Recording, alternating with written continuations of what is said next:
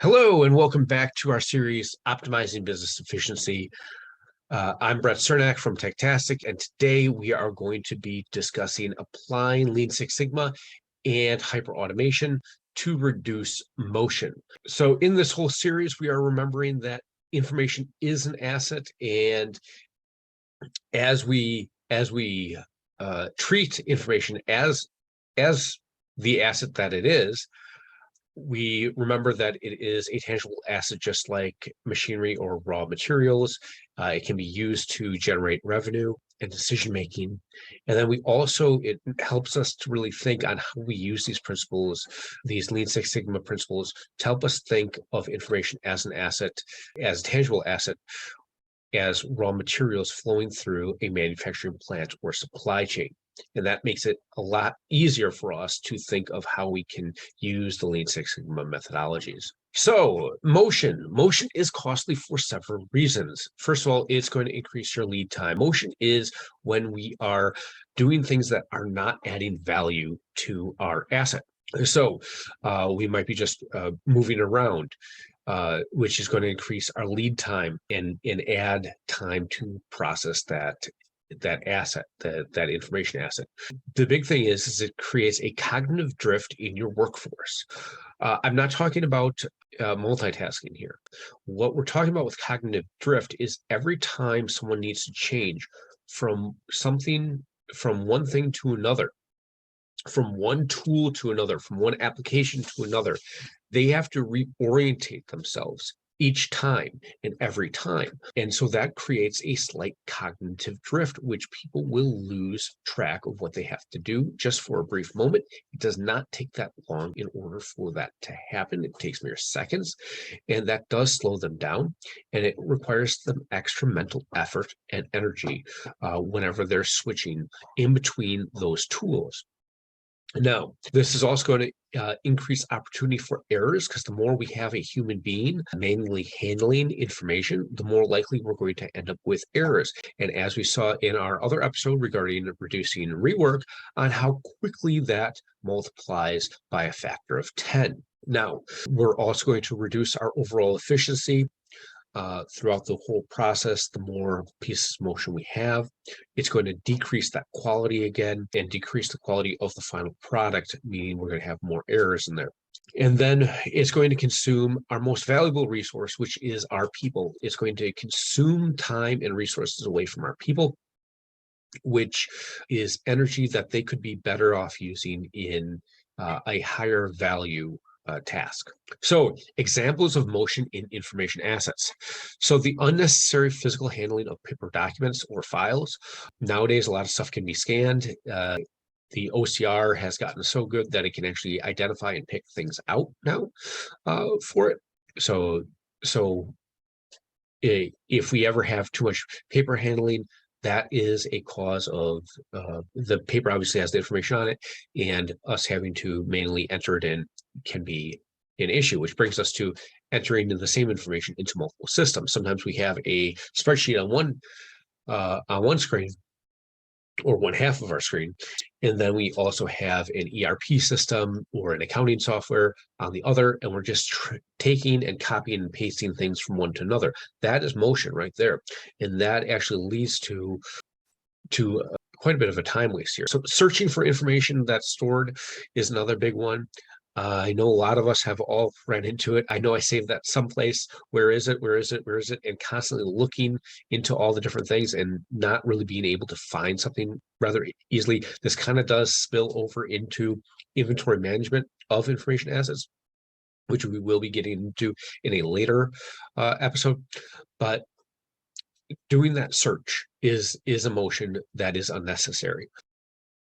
Moving information from one department or one application to another. I know I already talked about maybe copying something over from one to another, but the other thing is sometimes uploading files from one to, or importing files from one application into another one. Doing that process, or maybe having to write the email and send it over, or store it into another that file into another system so that another department get it. Manually verifying information, manually going through and checking to see, is this right? and to look at it, especially when something could be automatically verified with hyperautomation. And again, spending time looking for misfiled or lost information. So ways we can reduce or eliminate motion in information assets. The first thing is we want to digitize as much of the system as possible. We want to try to get rid of those manual documents and manual processes and turn them into digital formats that can be easily shared and searched very easily and updated. Automation, we want to implement we want to implement automation tools to automatically route and update and manage information based on the workflow that has been decided on. And then we also want to have workflow management. We want to establish a clear, streamlined process for the flow of information so that information is handled in a consistent manner. If we think of this very similar to what we do on shop floors and manufacturing plants, we do have a production line. So we want to have that same type of workflow management there.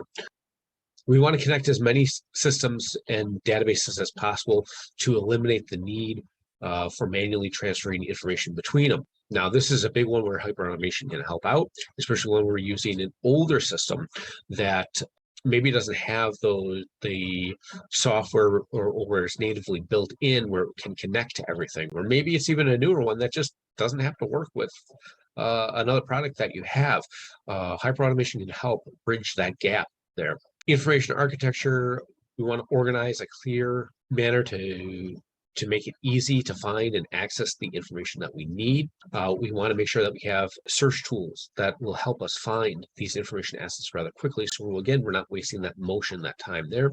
And then we also need to have training and support to help the employees effectively use the technologies that they have on hand and processes that are put in place to reduce the motion on information assets. So if you've been with us already, you've seen this a bit already, where we have our case study here.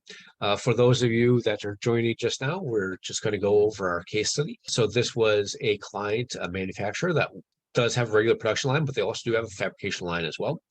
And with their one part that they are fabricating, there are many different options you can have with it, and they do make quotes for them. So the case study is when I was called in, they have this is what the management thought was happening. Now, this is divided up into what's called swim lanes here. So everything along this side here, right here, is the customer request. Everything here is what the sales rep is doing, and then right here is what the drafter is doing. And this drafter, by the way, is actually someone that wears two hats. Their primary job is to be a customer support representative. So the customer goes ahead and they're going to send an email or phone call to the sales rep. The sales rep is going to confirm their receipt. They're going to have their conversation. And then the sales rep sends an email off to the drafter. The drafter is going to create the AutoCAD file of the fabricated quote that they're about to make. They're going to email the quotation form with the AutoCAD file embedded in it, and then they're going to create an email or send that off to the sales rep. The email is then sent off to the customer, and then the customer has 60 days to respond to it. And that is the whole process that the client was viewing what it was. When I went ahead and took a look deeper into it, got a chance to talk with the sales rep and the drafter, this is what I discovered. As you can see, it is a bit more involved here. I actually had to turn these swim lanes horizontally. So everything now with the customer is here, and sales rep is here, and the drafter customer service person is here. So to take you through this, again, we're going to leave it the same, where the customer is going to email or phone the sales rep, and the sales rep is going to confirm it. No change has happened there. The sales rep will then email the drafter the specs, and the drafter will then request or ask themselves, after reading that email, are these specs understood? If they're not, they're going to send an email back to the sales rep for clarification and immediately go back here. If they are understood, They're going to check and search through a bunch of the templates they already have in AutoCAD. And if a template already exists, great, they can go ahead and make one rather quickly. They can do a couple of adjustments on it, a couple of measurement changes on it, dimensions on it, and get that going rather quickly in about a half hour. If not, then they have to make it kind of from scratch. They're looking at about an hour, 1 hour and 15 minutes for that. So they're going to then go ahead and create the AutoCAD file. They're then going to copy and paste the AutoCAD image into the quotation form. The quotation form is then created, and then they're going to email that off to the sales rep. The sales rep is going to check to see if the draft image and form are correct. If it's not, it's going to go all the way back here, and they're going to start over essentially with working out the exact specs with the drafter. If it is correct, then the sales rep is going to calculate the price from a price sheet that they actually have and manually do that. They're going to add the information to the quote form and review it. They're then going to create an email and email that off to the customer, which then the customer will receive the quote and will have 60 days to respond. Now, with this, if we want to calculate out how much motion they're spending in this process. So we're going to average the hourly cost for labor is at about $30 an hour. And so let's break down what that turns to. So the average cost of labor is, or the average labor for this whole process, if everything goes well, is 2.13 hours. Now, there is what's called the cognitive drift, or toggling tax, as it's called. Harvard Business Review did a pretty extensive study on this, along with, I believe, Gartner also did too. And according to them, that employees spend about 10% of their work week when they are working fighting cognitive drift. Okay, so whenever they're working, whenever they're doing something, for them to change between things, and again, we're not talking about multitasking. Multitasking has actually an even higher cost to it. We're talking about just switching between different applications. So here we're switching between the emails, we're switching between the AutoCAD, we're switching between Word, we're switching between an Excel spreadsheet which has the price sheet on it. We're switching between a phone call. All this is the same process. We're still on the same overall task, if you will. 10% of this has cognitive drift because we're switching between all of those different items. So 10% of it. So very simply, that is using the 10%, about 0.21 hours of labor is spent throughout this whole process on cognitive drift. So the cost of motion is $6.38 on it, and they do about 10 quotes of these a week. So you're looking at about $64 that they're spending in just motion. So when we add that up to about how many they're doing a year, given with a couple days off there, they are spending almost $3,300 a year for just motion of this in this process. So additional cost they do have is that the sales is spending 0.8 hours a week on motion. That is time that they cannot be out there actually selling, actually talking with the customer.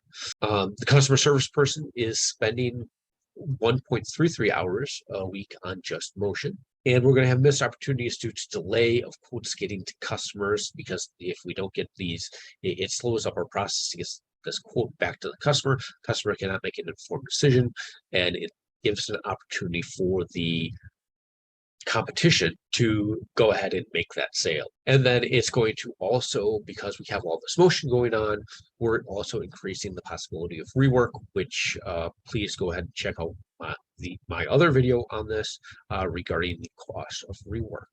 So, well, what we end up doing is we end up applying hyperautomation to this process.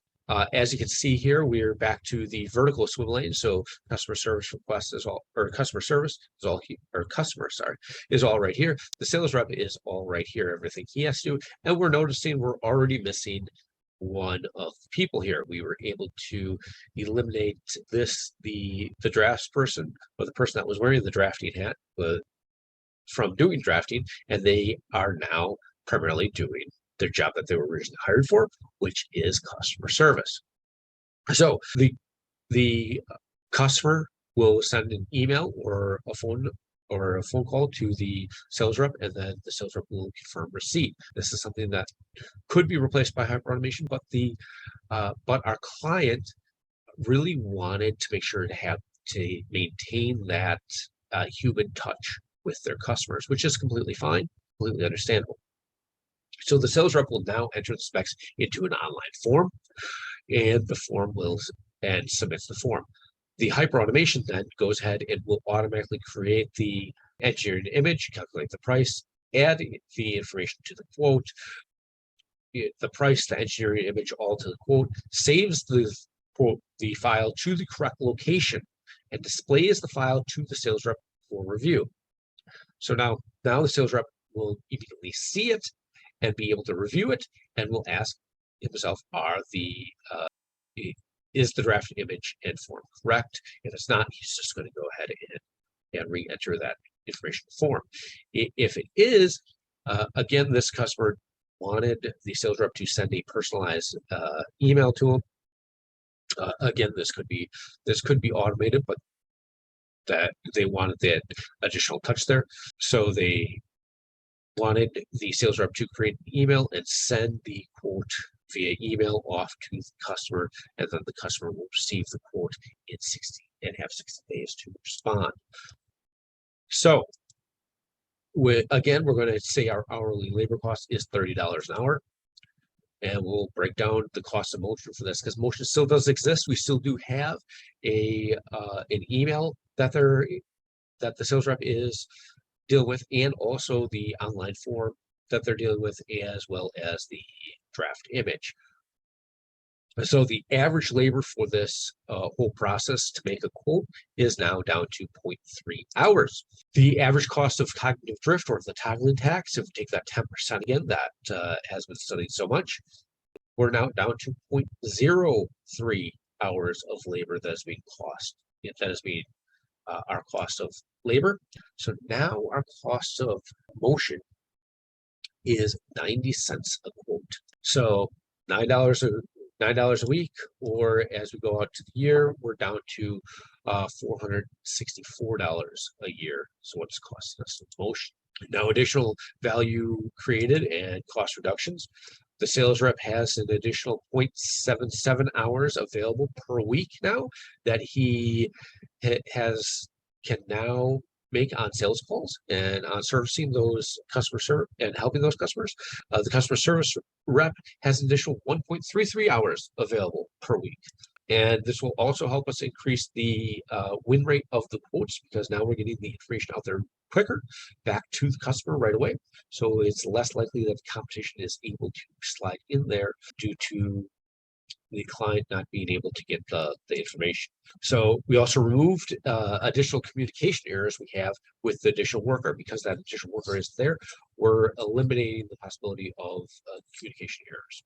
So when we reduced it, we reduced the motion costs by almost 86%, which we're coming up with an annual savings of about a little bit more than $2,800 in savings a year in this one process alone. Because we're using hyperautomation, we're now opened up to new opportunities. So we have an improved data quality. We can now start to see we can now start to collect the information. We can now start to get some analytics in here, which helps us with some business insights as well, which will help us with better decision making into the information we're getting, into the interactions we're having with our customers, or the quotes that we're creating. And then the biggest thing too is we have an increased scalability. We now are not relying on someone to have the knowledge of AutoCAD. We can, so now we don't have to, if say that customer service rep leaves the organization for whatever reason, the sales rep can still continue to get the quotes out. Because if that one person does happen to leave, it kind of puts the sales reps into a tough position then at that time. So if you are ready to start your digital transformation by leveraging your technology, please contact us. You can go to sixsigma.tech-tastic.com, and there you can fill out a meeting request where we can sit down and and discuss if hyperautomation is right for you and for your organization. And I thank you very much for checking this out. And in our next video series of optimizing business efficiency, we're going to be looking at how applying Lean Six Sigma and hyperautomation to eliminate waiting. Thank you.